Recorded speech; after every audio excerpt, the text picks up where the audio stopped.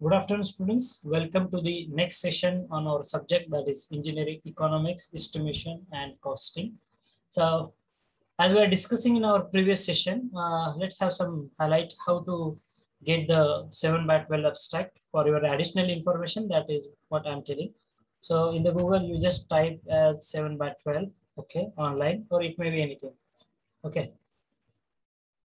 Then here you can see the website bhulek.mahabhumi.com.gov.in. This is the official website from where you can download that 7 by 12 abstract. Just a minute.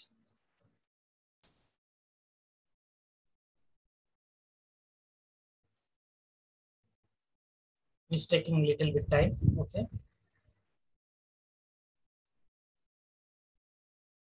Yes. So this is the official website. Okay. That is bhulek.mahabhumi.gov.in. Okay. I will copy this link and I will share in the chat box. Okay. By using this link, you can download the 7 by 12 abstract. Okay, I have dropped that link in your chat box. Everyone, please check the chat box. I have dropped this link. So here you can select if you see what is the title they have given, गाव नमुना number 7-12 और 8 पाहणी. आता 7-12 म्हणजे काय आणि 8 म्हणजे काय, ठीक आहे. हे गोष्ट आधी माहित असणं तुम्हाला गरजेचं आहे. 7-12 म्हणजे काय आणि 8 म्हणजे काय. आय थिंक 8 सगळ्यांना माहित असेल, 7-12 ही माहिती आहे सर्वांना ऑफकोर्स, ठीक आहे. 8 म्हणजे काय रे, सांगतील कोणाला? 8 do you know anything about this? 8 if not I will tell. Okay, I will check the chat box. No, गट नंबर नाही प्रज्योत, ठीक आहे. चला थोडेसे क्लोज आहात तुम्ही. चला प्रोजेक्टनेच उत्तर दिले, त्याचंच एक एक्झाम्पल मी सांगतो, ठीक आहे. What is 8 suppose project is having a property, ठीक आहे. प्रोजेक्ट कडे काही प्रॉपर्टी आहे. त्या प्रॉपर्टी म्हणजे सपोज 2 गुंठे जागा बार्शीला आहे, 1 गुंठे जागा पंढरपुरात आहे, 5 गुंठे जागा मंगळवेढ्यामध्ये आहे, 10 गुंठे जागा सपोज अनवली एरियामध्ये आहे. तर प्रोजेक्ट हा जो कोणी व्यक्ती असेल, ठीक आहे, त्या एखाद्या व्यक्तीच्या नावावरती किती प्रॉपर्टी आहे, कुठल्या कुठल्या एरियामध्ये, सपोज मंगळवेढा असेल, तिथे 10 एकर आहे किंवा 5 एकर आहे, 1 गुंठा आहे, किंवा एकाच एरियामध्ये सपोज मंगळवेढ्याच्या आसपासच एक 4-5 ठिकाणी त्यांची प्रॉपर्टी आहे. मग ह्या 8 मध्ये काय कळतं तुम्हाला, तर ह्या 8 मध्ये त्या एखाद्या व्यक्तीच्या नावावरती किती प्रॉपर्टी म्हणजे ऍक्च्युअली किती एरिया आहे, किती प्रॉपर्टी आहे हे कळतं, ठीक आहे. आणि हा खूप म्हणजे खूप महत्वाचा भाग आहे, टोटल लँड ज्याला म्हटलं जाईल. Correct Suraj, okay. म्हणजे एखाद्या व्यक्तीची प्रॉपर्टी किती आहे हे जर तुम्हाला फेच करायचं असेल तर definitely you must have that 8A abstract with you, ठीक आहे. 8A वरनं तुम्हाला कळेल त्याच व्यक्तीच्या नावावर किती प्रॉपर्टी आहे ऍक्च्युअली, ठीक आहे. आणि आता हे ऑनलाईन केलेलं खूप बेस्ट आहे सिस्टीम. मग इथे तुम्ही बघताय विना स्वाक्षरीत 7-12 किंवा 8 पाहण्यासाठी विभाग निवडा.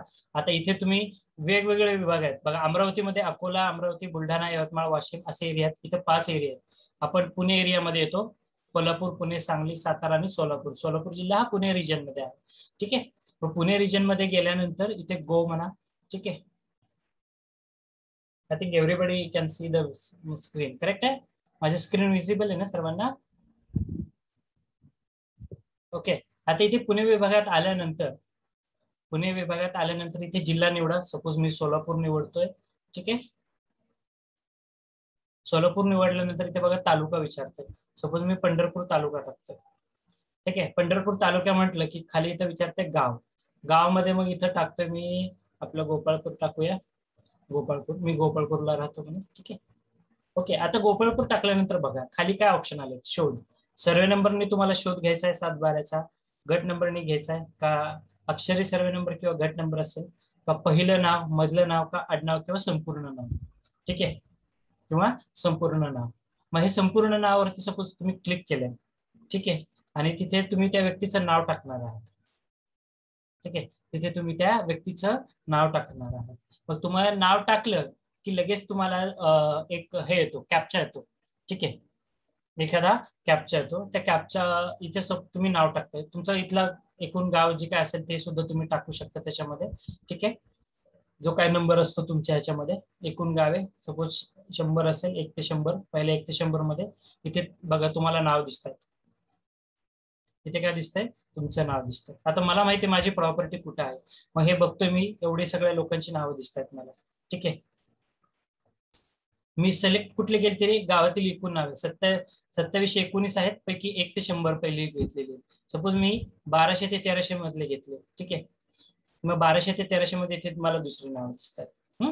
ठीक आहे, तर अशा पद्धतीने म्हणजे जी काय तुमच्या हा जो काही आकडा असणार आहे, ठीक आहे, गावातील एकूण नावे ही 2719 नावं रजिस्टर्ड आहेत त्या तुमच्या ग्रामपंचायतीचं जे कार्यालय असेल ना, जिथे 7/12 वगैरे हे प्रोसेस चालते किंवा असतं, तर तिथे एवढ्या लोकांची नोंदणी आहे सध्या. कदाचित तुमच्या गावाची लोकसंख्या याच्यापेक्षा कमी किंवा जास्त असू शकते, परंतु ऍक्च्युअल नोंदणी किती लोकांची आहे, किती लोकांची प्रॉपर्टी त्या गोपाळपूर मधल्या ह्या नंबर मध्ये भेटते, तर 2719 लोकांचं आहे. आणि त्यापैकी मग तुम्ही तुमचं डायरेक्टली प्रत्येक ह्याच्यानुसार नाव सर्च करू शकता किंवा कंट्रोल एफ करून डायरेक्टली नाव सुद्धा टाकू शकता. ठीक आहे, तर अशा पद्धतीने तुम्ही 7/12 घेऊ शकता. आता I don't have any property here in the Gopalpur, so I can't put my name here. Okay, ठीक आहे, you can try at your level. Okay, at your home. Okay, तुमचा गट काय असेल ते तुम्ही बघा, टाका आणि त्यानंतर तिथे सर्च करू शकता. तुम्ही नावाने सर्च करू शकता, पहिल्या नावाने सर्च करू शकता. ठीक आहे, इथं पहिलं नाव टाकलंय सपोज तुम्ही, त्याच्याने सर्च करा, मधलं नाव टाका वडिलांचं किंवा आडनाव टाकून तुम्ही सर्च करू शकता. ठीक आहे, आता मी इथं पाटील टाकलं तर हजारो पाटील येतील, किंवा सपोज प्रोजेक्ट गटकळ असं नाव टाकलं, कदाचित या नावाचे अजून 4-5 व्यक्ती असू शकतील. ठीक आहे, मग त्यातलं तुम्हाला तुमचं आयडेंटिफाय करणं खूप सोपं राहतं. म्हणजे हे नाव टाकल्यानंतर पुढची प्रोसेस सांगतो, एक कॅप्चा येतो, जसं तुम्ही गुगलमध्ये करत असता, काहीतरी XYZ असा अमाऊंट, असा आकडी नंबर असतो, तो नंबर तुम्हाला बरोबर बघून खाली तसाच तसा टाईप करायचा असतो. टाईप केल्यानंतर मग तो तुमच्या ह्याच्यावरती येतो. ठीक आहे, तुम्ही डाउनलोड करू शकता तुमचं 7/12 ॲब्स्ट्रॅक्ट. ओके, ही पण वेबसाईट आहे. आणि तुम्ही आणि हे याला सुद्धा बाहेर मार्केटमध्ये तुम्ही बघितलं असेल, ते जे जागेचे व्यवहार वगैरे करतात ना लोक, पैसे घेतात. ठीक आहे, 7/12 काढून द्यायला, ऑनलाईन 7/12 काढून द्यायला आजकाल पैसे घेतले जातात. ऍक्च्युली जर तुम्हाला इन डिटेल चांगलं नॉलेज असेल कसा डाउनलोड करायचा, कुठली वेबसाईट यूज करायची, तर तिथे आपल्याला पैसे वेस्ट करण्याची आवश्यकता नाही. ठीक आहे, चलो मी थोडस बॅक जातोय. ठीक आहे, हा डिजिटल 7/12 डिजिटली साइन, हा पण एक वेगळा फंड आहे यातला. Latest check, but this is the best site that we have. Okay, भूलेख.महाभूमी.gov.in ती तुमच्या वेबसाईटमध्ये मी टाकलेली आहे. ठीक आहे, काही शंका असल्यास विचारा यामध्ये. I will share otherwise the screen, the part that we are discussing.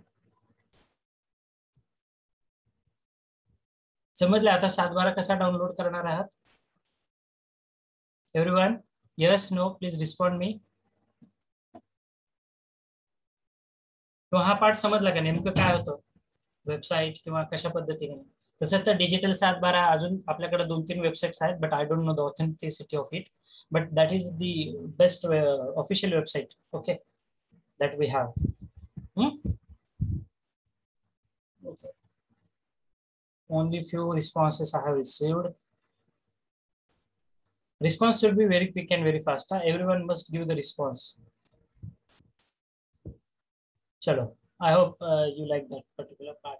Okay, the next part that as we are discussing with the syllabus, जो तुमचा part, sorry, not continuing with the syllabus, जे तुमची शंका होती 7/12 कुठल्या कुठल्या जागेचे कागदपत्र असणं आवश्यक आहे, असणं गरजेचं आहे.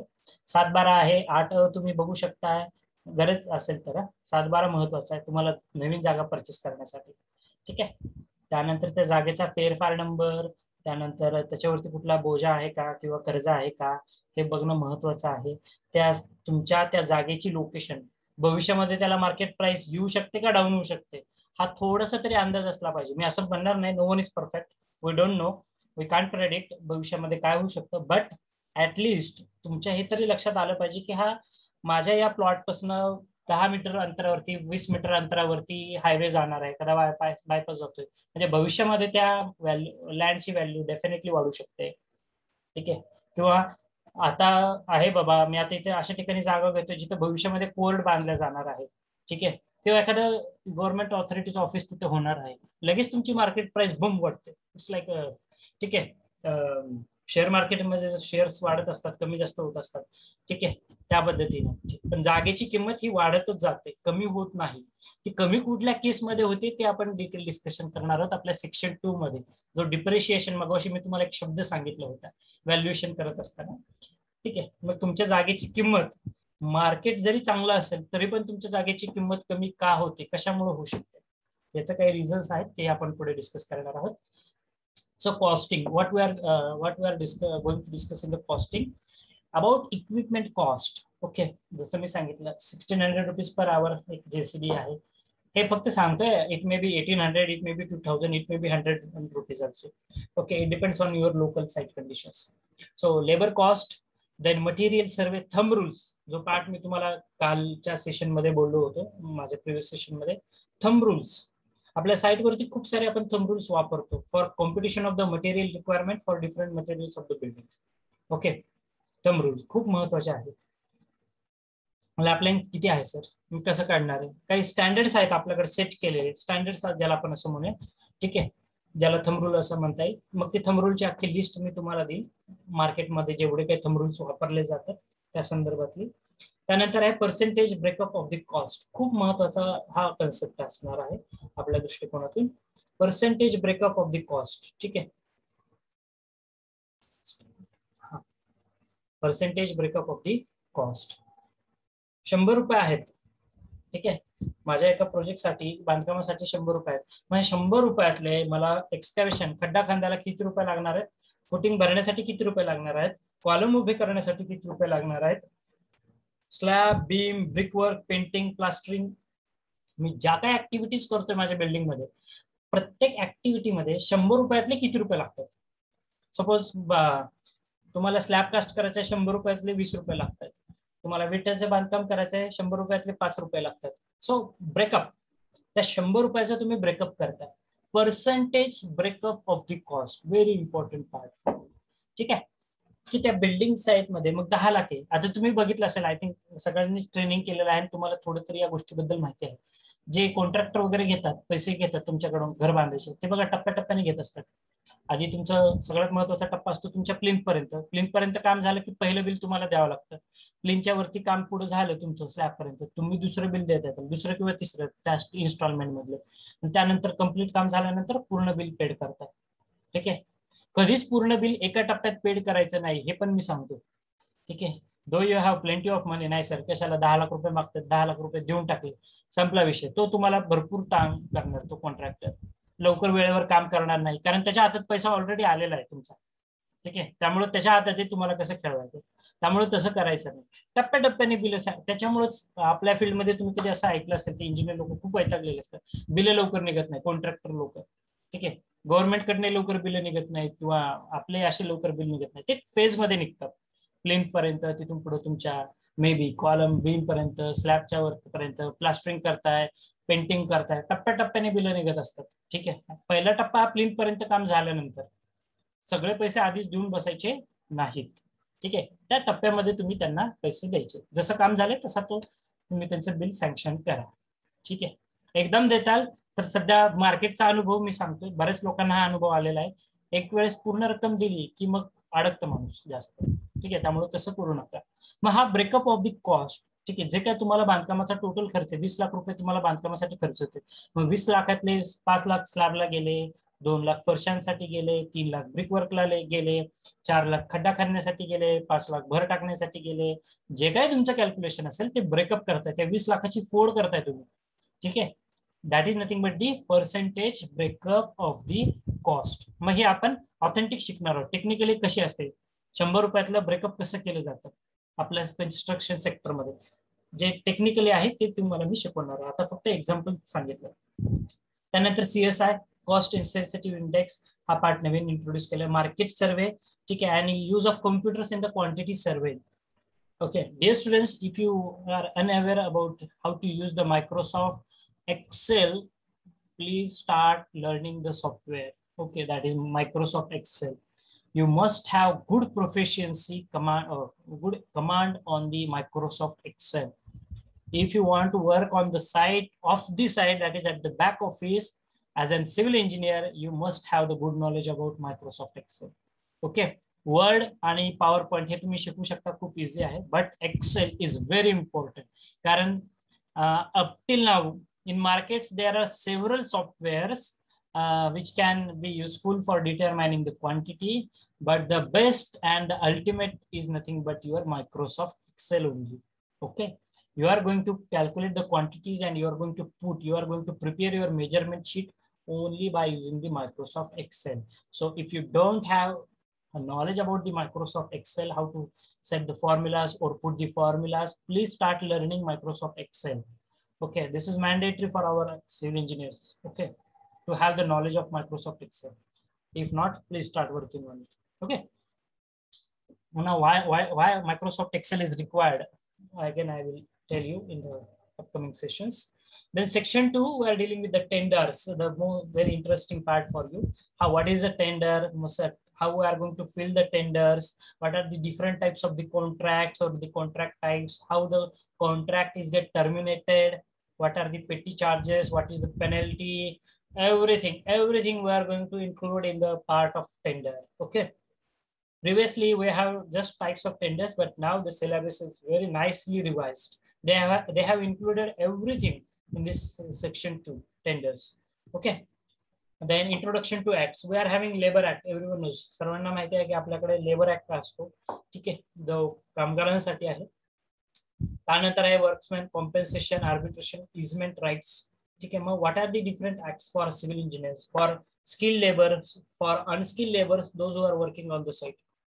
ठीक आहे, जर तुम्ही if you see the recent news, ठीक आहे, corona, during this pandemic situation, the one of the impact which was affected is to labor or the contractors. Okay, because construction activities are stopped. Construction activities were stopped, and because of this pandemic situation, so they suffered a lot. Okay, they suffered a lot. So there are some rules and regulations for that, for the laborers who are working on the construction site. Okay, and they are get benefited with that also. So what are the rules and regulations for us? It is not only for the workers or the laborers who are working on the site, but as an engineer, what claim I can put. Okay, so what rules and regulations we have, that also part we are going to discuss in the unit number 7. And last 2 units, these are totally related with the part of valuation. First is what are the principles of valuation, and in the second half we are dealing with the methods of valuation. Valuation कसं करतात, एखाद्या इमारतीचं valuation कसं केलं जातं, ठीक आहे.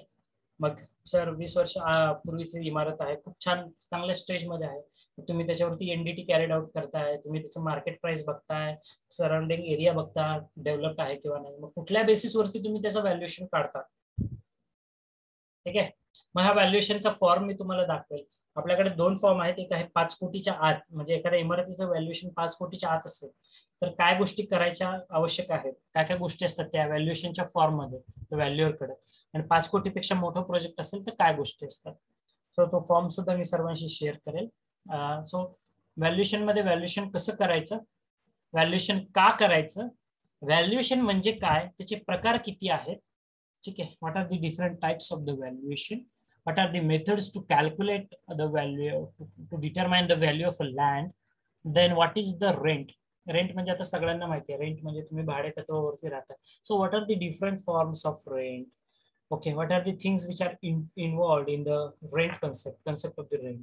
Okay, so then built-in method we are having. Okay, so in all total in the syllabus we are going to determine the quantities, we are doing the valuation, we are doing the rate analysis, we are doing the process of tendering, how to fill the tender online, how to get the tender, how to search the tender. Okay, everything is there. Now you decide whether you seems this subject is very interesting or not. Okay, and then we will start with the proceedings that we have. Okay, chalo. So reference books, as some reference books are highlighted, you can take the screenshot of it. One more thing, all the study material, chapter notes, PPTs, MCQs, assignments, everything we are going to share with you. Okay, everything we are going to share with you only. Okay, so don't bother about the study material that you have. We have prepared one study material link, and that link I will update in your WhatsApp group also. Okay, maybe not today, but maybe tomorrow or day after tomorrow. Okay, previously you have the link of advanced technical training course.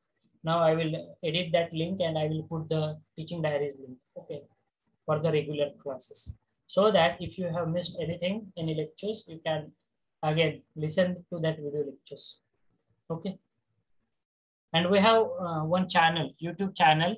If you just click on the link, you will find it, so you can subscribe that channel. Okay, that is for our college and our department. Okay, that channel. Previously, we are uploading all the lectures on our channel. That is, I'm having my own channel for on the YouTube. Okay, so I'm uploading all my videos over there also, as well as here also. Okay, in the study material link also. So you please subscribe to that channel, so that every day you are going to listen the new videos from all the teachers. Okay. What is the difference between valuation and estimation? Very good question. Chalo. Okay, at first attempt, at the first session, you asked me that question. Very good. Chalo. काय फरक आहे valuation आणि estimation मध्ये? बघा, नीट समजून घ्या. What is estimation? Estimation is nothing but taking out the quantities or determining the quantities required for the construction work. म्हणजेच काय, बांधकामासाठी एखादं घर मला बांधकाम करायचं आहे, त्या बांधकामासाठी मला कॉन्क्रीट 100 मीटर क्यूब लागतंय, मला प्लास्टरिंग साठी सिमेंट मॉर्टर 10 मीटर क्यूब लागतंय, मला 5000 विटा लागतात बांधकाम करण्यासाठी, मला सपोज 100 टन्स पर मीटर स्क्वेअर एवढं स्टील लागतंय. मी हे कुठून काढले? हे डिजिट्स कुठून आलेत? एक्सकॅव्हेशन साठी मला 100 मीटर क्यूब खाली 100 मीटर क्यूब सॉइल मला एक्सकॅव्हेट करावी लागते. हे डिजिट्स कुठून आले रे? कुठून काढलेत मी हे डिजिट्स? तर मी काय केलंय, माझ्या हातामध्ये प्लॅन आहे तुमच्या घराचा. त्या प्लॅन मध्ये डायमेन्शन्स दिलेले. सपोज माझा हॉलचं डायमेन्शन आहे 10 बाय 12 फूट. एक एक्झाम्पल. किती आहे? त्याची लांबी, त्याची समोरची रुंदी 12 फूट आहे, त्याची लांबी 10 फूट आहे. ठीक आहे. मग ह्या 10 बाय 12 फूट म्हणजे एरिया किती झाला? 120 स्क्वेअर फीट. मग ह्या 10 बाय 12च्या हॉलसाठी मला सिमेंट बॅग किती लागेल, मला कॉन्क्रीट किती लागेल, मला पेंट किती लागेल, मला प्लास्टिकचं मटेरियल किती लागेल, मला स्टील किती लागेल, ह्या गोष्टी ज्या मी कॅल्क्युलेट करतो, ह्या गोष्टी ज्या मी डिटरमाइन करतोय, त्याला म्हटलं जातं एस्टिमेशन. त्याला काय म्हटलं जातं? Estimation. Determining the quantities, actual quantities required for the construction work. ठीक आहे. मग त्या क्वांटिटीज डिटरमाइनिंग करत असताना आपण काही डिडक्शन अप्लाय करतो. ठीक आहे. हा पार्ट आधी समजून घ्या, लक्षात आलं असेल तर. क्वांटिटी एस्टिमेशन म्हणजेच काय, तर बांधकामासाठी कोणती क्वांटिटी किती पर्सेंट मध्ये किती लागणार आहे. खड्डा खणतोय 100 मीटर क्यूब सॉइल. ठीक आहे. एक्सकॅव्हेशन किती केलंय मी? 100 मीटर क्यूबची सॉइल एक्सकॅव्हेट केलेली. मग 100 मीटर क्यूब कसं कॅल्क्युलेट केलं रे? तर माझ्याकडे फुटिंगची साईज आहे. 1 बाय 1 मीटरचा 1 मीटर लांबी आहे, 1 मीटर रुंदी आहे, आणि खाली 5 फूट मी खड्डा खणलाय. खाली किती? 5 फूट मी खड्डा खणलाय. म्हणजे 4 फूट बाय 4 फूट बाय 5 फूट. ठीक आहे. तुम्ही गुणाकार करा, मीटर फीट क्यूब मध्ये ती क्वांटिटी येणार आहे. ठीक आहे. किंवा मीटर मध्ये घ्या, 1 मीटर बाय 1 मीटर बाय खाली 1 मीटर तुम्ही गेलात. मग 1 मीटर क्यूब हे माझं एका जो काही मला खड्डा खणायचा कॉलम किंवा फुटिंग टाकण्यासाठी, तर ते 1 बाय 1 बाय 1 मीटरचा मी खड्डा खणतोय, म्हणजे 1 मीटर क्यूब. मग 1 मीटर क्यूब साठी हे माझं 1 मीटर क्यूब झालं. मग 1 मीटर क्यूब एक्सकॅव्हेट केलं तुम्ही. ठीक आहे. मग तिथे खाली तुम्ही कॉन्क्रीट भरणार आहात. मग हे कॉन्क्रीट किती लागणार आहे तुम्हाला? मग ते कॉन्क्रीट म्हणलं की सिमेंट आलं, वाळू आलं, खडी आलं. मग एका मीटर क्यूबला किती बॅग लागल्या? 20 बॅग लागल्या. एका मीटर क्यूबला किती खडी लागली? सपोज 600 किलो खडी लागली, किंवा 0.6 मीटर क्यूब लागली, किंवा 0.5 मीटर क्यूब खडी लागली, 0.3 मीटर क्यूब सँड लागली. ठीक आहे. सपोज एका मीटर क्यूबला मी 160 लिटर पाणी टाकतोय, 150 लिटर पाणी टाकतोय, 180 लिटर पाणी टाकतोय. So we are go in detail. Survey मध्ये तुम्ही तो प्रिन्सिपल शिकला होता बघा, to work from whole to part. आता तसंच आहे. पहिला एक सेक्शन घेतोय मी, एक हॉल आहे, हॉल सगळ्या क्वांटिटी स्टँडर्ड करतोय. प्लिन बीम आहे, मग प्लिन बीम साठी कॉन्क्रीट किती लागतंय? अप्पर बीम आहे, ठीक आहे, वरचा बीम आहे तुमचा, त्याच्यासाठी कॉन्क्रीट किती लागतंय? स्टील टाकताय, स्टीलची क्वांटिटी किती आली? मग तो जर 4 मीटरचा जर माझा बीम आहे, 4 मीटर लांबी आहे, 4 मीटर लांबी आहे, आणि त्याची जी रुंदी असणार आहे त्या बीमची 230 mm किंवा 250 mm त्याची रुंदी आहे. 10 इंच त्याची रुंदी आहे आणि 30 इंच त्याची डेप्थ आहे. किती? 30 इंच. म्हणजे माझ्या बीमची साईज काय झाली, सपोज 250 mm लेंथ, ठीक आहे. त्यानंतर 250 mm विड्थ आहे, ठीक आहे. त्याची डेप्थ 450 mm आहे आणि त्याची लेंथ 4 मीटर्स आहे. बघा माझ्याकडे 3 वेगवेगळे डायमेन्शन्स आहेत. काय मी मीटर मध्ये घेतोय, काय मी MM मध्ये घेतोय किंवा इंच मध्ये. सगळं तुम्हाला रियुनिट करावं लागतं एकाच युनिट मध्ये, ठीक आहे. मग ह्या बीम साठी मला स्टील किती लागतंय हे जो मी पार्ट फाइंड आउट करतो, that is nothing but the estimation. That is nothing but the estimation. I hope you are clear with this. Now, what is valuation? Valuation म्हणजे काय? ऑलरेडी हे स्ट्रक्चर तयार आहे. पूर्वी तुम्ही काय एका क्वांटिटी, एका बीम साठी क्वांटिटी काढली. आता तुमच्याकडे पूर्ण घर तुमचं तयार आहे, एक रूम. मग ह्या एक रूमचं सध्याचं मार्केट व्हॅल्युएशन काय आहे? That is nothing but the valuation. Valuation म्हणजे आपण तिची fair market price find out करतो. Prajyot, are you getting whatever I am trying to say? समजलंय का सर्वांना? Please respond me so that I can proceed further. Okay, it is not for only project, for everyone. Everyone getting how the concept is there? Okay, good. Chalo. Okay, so these are the some reference books that we have. Out of all these books, okay, I will suggest the best book for you. You just go with this book number 6, Estimation and Costing by B.N. Datta. Okay, then Estimation and Costing by Chakraborty, that is Khanna Publishers. This is required for valuation. त्याच्यामध्ये estimation खूप खास दिले B.N. Datta या पुस्तकामध्ये. Valuation जर तुम्हाला चांगल्या पद्धतीने अभ्यास करायचा असेल तर तुम्ही हे चक्रवर्तीचं खन्ना पब्लिशर्सचं हे पुस्तक घ्या, estimation, costing, specification and valuation. आपल्याला लायब्ररीमध्ये खूप साऱ्या त्याच्या कॉपीज अवेलेबल आहेत, ठीक आहे. त्यानंतर रंगवालाचं पण हे पुस्तक छान आहे. पण हे 2 बेस्ट बुक्स आहेत जे मी स्वतः रेफर करतो, खूप छान आहेत, ठीक आहे. Estimation costing bye B.N. Datta आणि व्हॅल्युएशन साठी मात्र खन्ना पब्लिशर्स, ठीक आहे. आणि रिलेव्हंट हे FIDIC कॉन्ट्रॅक्ट डॉक्युमेंट्स आहेत.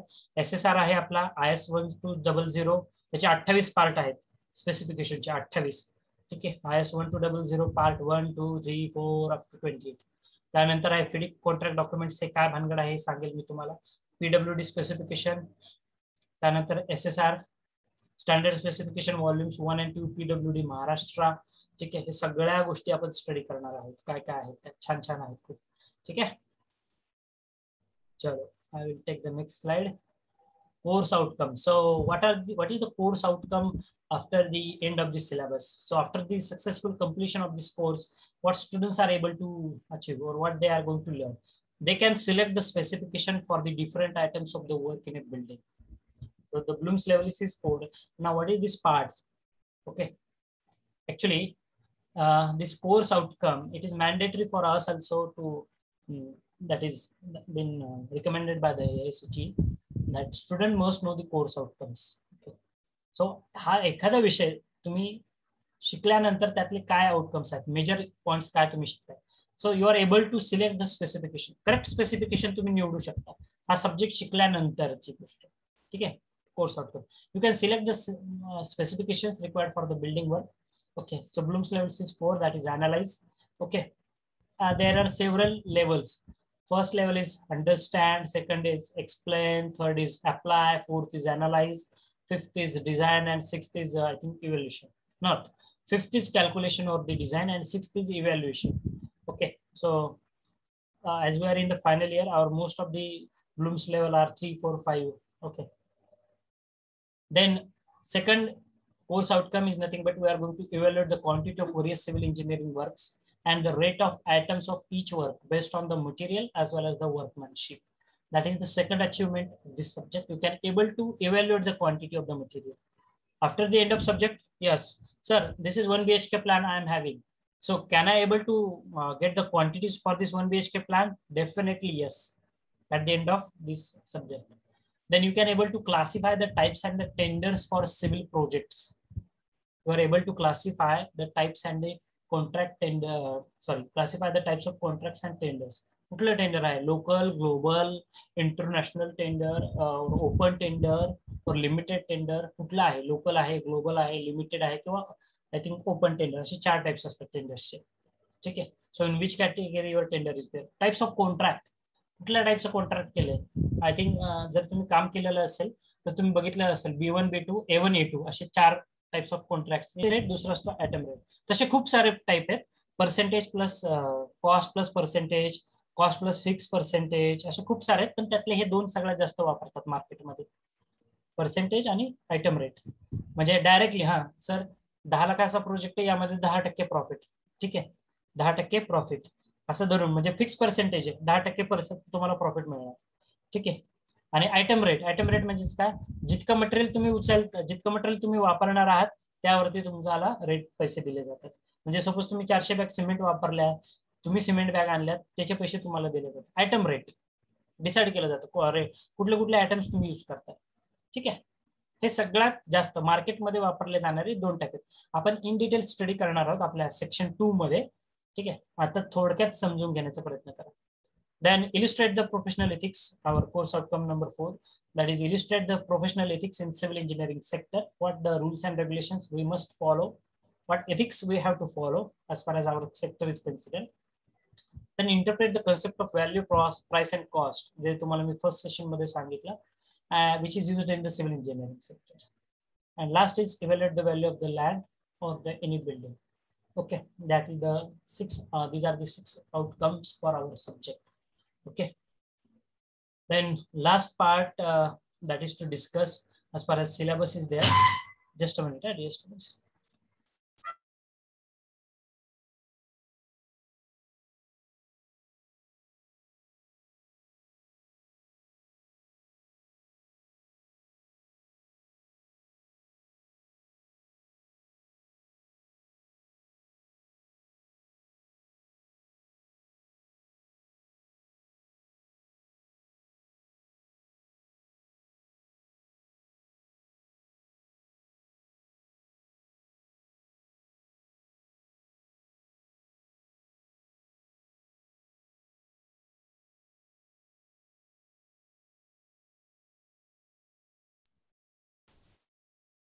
Sorry for the disturbance.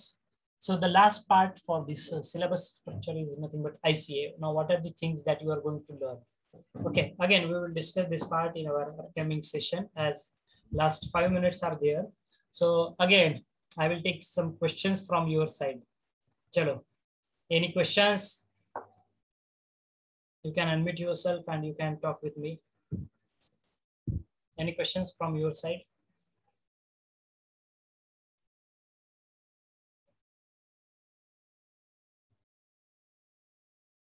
काही प्रश्न आहेत का तुमच्या बाजूने? सर्व पार्ट समजतोय सर्वांना? Is everybody is understanding whatever the things we are discussing? You can give your inputs. Sir understand होतंय, नाही होतंय, स्पीड आहे, कमी आहे, you can give your all the inputs. Okay, because I think B division I taught them previously, but for A division it is totally new. So if any suggestions from your side, all the suggestions are welcome, always welcome. If you find it you are not understanding something, please you can disturb me at any point of time, or you can simply put your doubt in the chat box. So any questions from your side?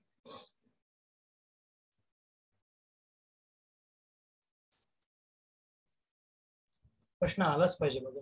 See, Prajot has asked me a very nice question. I appreciate. Suraj, then Sonali Patil, Kshitija Metkari, Shraddha Surose, Ganesh Nimbalkar, Swapnil Kakade, Bhosle Vaishnavi, Bhagyashree Bhong. Any questions? Saurabh is there. Mahesh Salunke, I can see. Mahesh, any question from your side?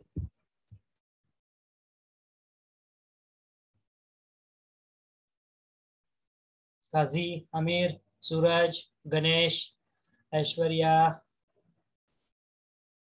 How the cost of land decreases? Okay, see. Okay, at the first stage only you are interested to go in detail about everything. Chalo, still I will tell you. See, what is the factors which affect the cost of your land? Suppose you are in a big financial trouble. Maybe you are not having salary for any month, or maybe there is a, what can I say, तुमच्या घरामध्ये चोरी झाली आहे, ठीक आहे. काहीतरी खूप महत्वाचं काम आहे, हॉस्पिटल, मेडिकल इमर्जन्सी आहे तुमच्या फॅमिलीमध्ये, जास्त सगळ्यात महत्वाचं करण्याचं असतं, आणि तुमच्याकडे कुठला सोर्स नाहीये. If you don't have any source, there is a medical emergency at your home. So what source you have? You have your own flat or your own house, and you have decided to sell it. ठीक आहे, you have decided to sell it. ज्यावेळेस तुम्ही, तुमच्याकडे बाजूने अडचण असते, खूप तंगीत आहे, सर मला पैशांची खूप गरज आहे आणि माझ्याकडे फक्त आता फ्लॅट शिल्लक आहे माझा, आणि तुम्ही डिसाईड करता की हा फ्लॅट मला सेल करायचा. त्या केसमध्ये आपल्या मार्केटमध्ये असे लाखो लोक आहेत जे टप्पून असतात, बसलेले असतात. त्यांना माहित असतं तुम्ही कुठल्या अडचणीमध्ये आहात. त्या केसमध्ये जरी त्या मार्केटची व्हॅल्यू 20 लाख रुपये असेल, ते तुम्हाला 17 लाखातच म्हणतात. का? कारण त्यांना माहिती तुम्हाला गरज आहे पैशांची, तुम्हाला अर्जंट गरज आहे. ठीक आहे, हे एक पहिलं कारण ना, खूप सोपं आहे, सगळ्यांना माहिती आहे. असं कारण असं होऊ शकतं ज्याला डिप्रेस्ड कॉस्ट म्हटलं किंवा डिप्रेस्ड व्हॅल्यू असं म्हटलं जातं. That concept, just a minute dear students.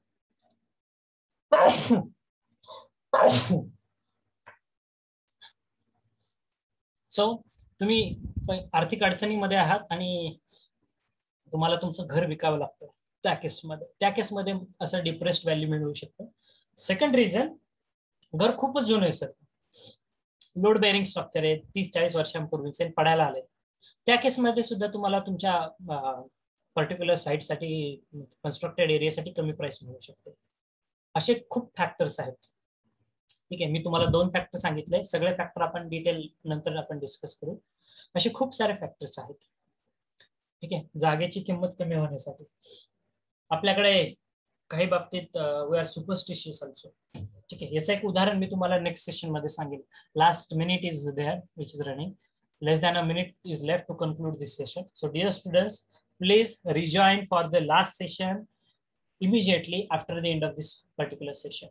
And in that session, I will tell you what other reasons we have for getting the less value for your particular land. Okay, very interesting fact we are having there. So please rejoin the session immediately after the end of this first session.